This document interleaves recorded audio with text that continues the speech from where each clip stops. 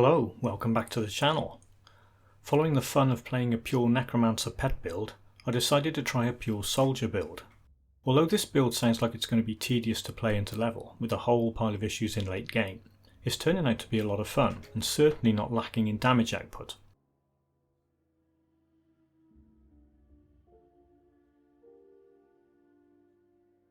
The mastery damage skills I'm using are Force Wave, Warcry and Blitz.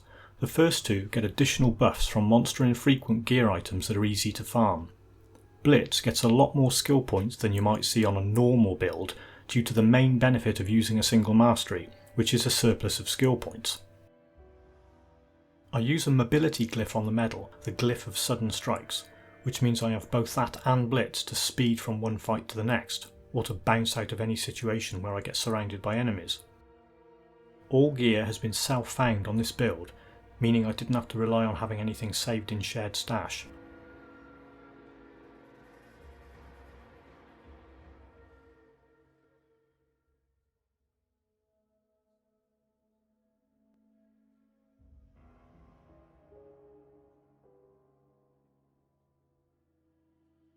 With gear buffs and a devotion skill attached, Warcry is a huge area damage attack that can hit enemies far away, even on the other side of walls.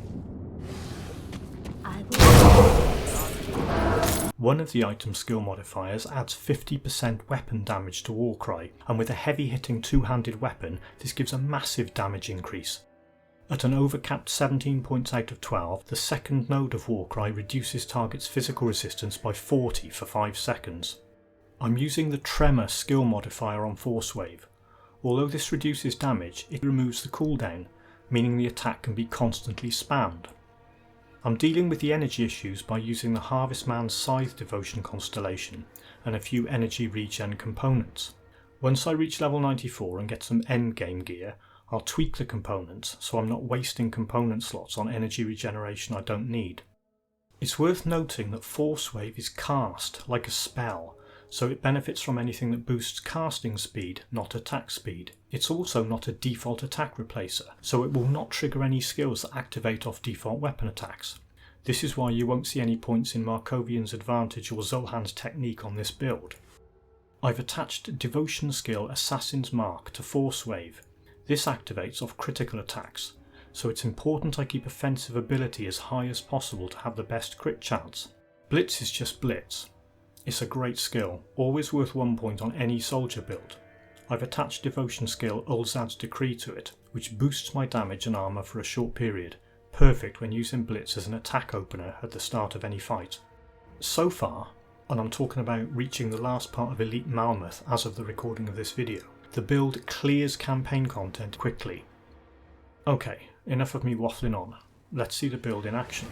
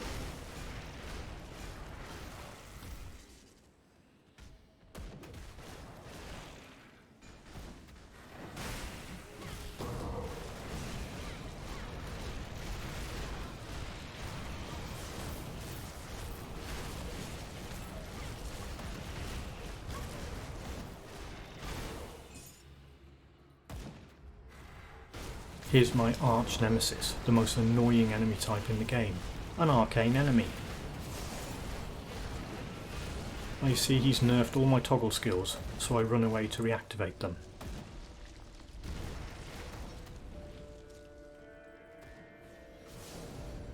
And he hits me with his cheesy purple cheat attack and removes them again. What a loser.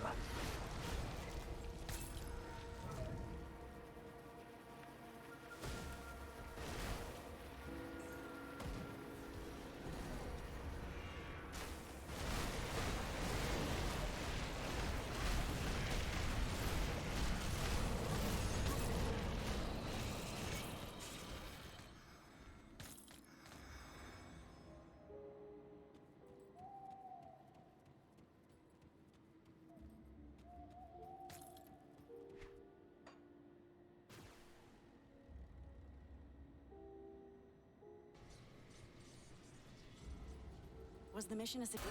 I always knew I had it in me to tell somebody else to do something heroic. Back before the city fell. Once again, thanks for watching the video.